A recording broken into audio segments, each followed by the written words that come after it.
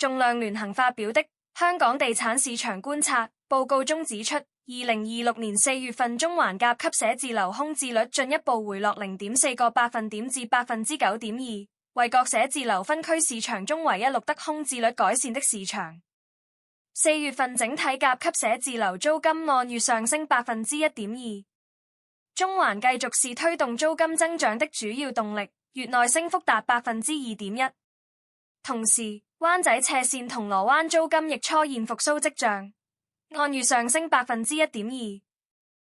4月份寫字樓租賃市場錄得8000平方尺的正吸納量，核心區市場的增長完全抵消了非核心區市場的負吸納量。回顧2026年首4個月，中環平均每月錄得逾10萬平方尺的正吸納量。